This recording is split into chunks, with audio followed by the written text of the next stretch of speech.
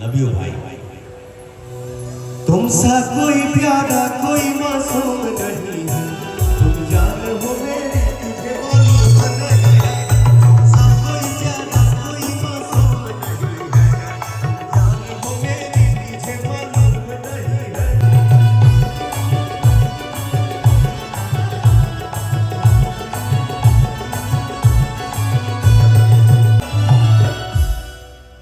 मेहरारू अपने पति पे शक करत है, औहे कहत है, वही बोल रही है।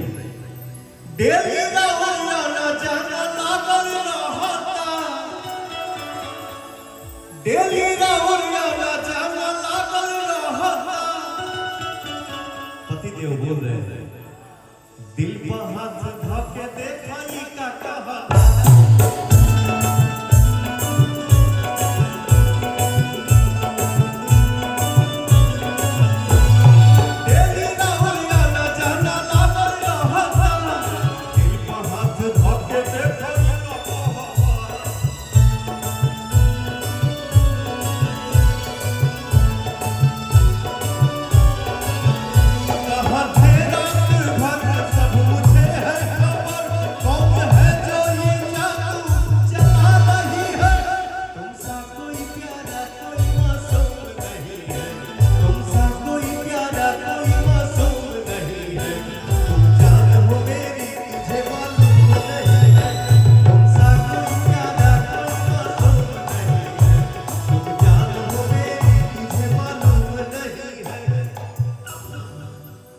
बचपन के बेला में मैंने सैड सॉन्ग गाया था भैया, जिस गाने को नहीं गाता हूँ तो डिमांड आता है भैया वो गाना जरूर गाइए।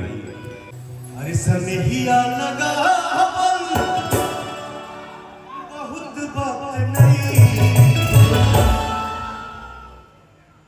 कितना सौभाग्य है यार, कोई कलाकार अपना सैड सॉन्ग गाता है और हमारे दर्शक जो हमारे भगवान हैं एक बार आशीर्वाद दे देते हैं चिल्ला के। Love you all. सनहिया लगा बहुत बात नहीं, नजरिया चुरावल बहुत बात होला।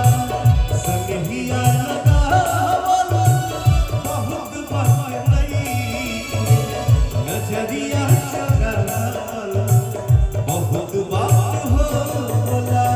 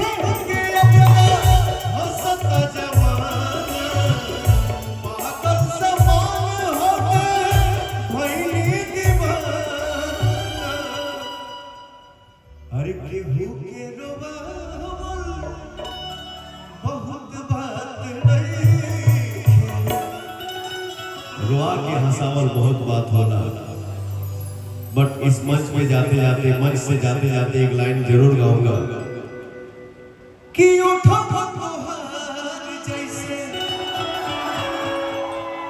भोर के किरनिया, अखियों में प्यार के समाइल बदनिया। बिंदिया बुझाला ऐसे जैसे चांद सजौले भगवान बड़ी फुर्सत से आप सबके बनौले बड़े। भगवान बड़ी फुर्सत से पीयूष भैया के बनौले बड़े। मैं चाहूंगा मंत्री जी, बड़े भैया आप मंच पे आ जाते।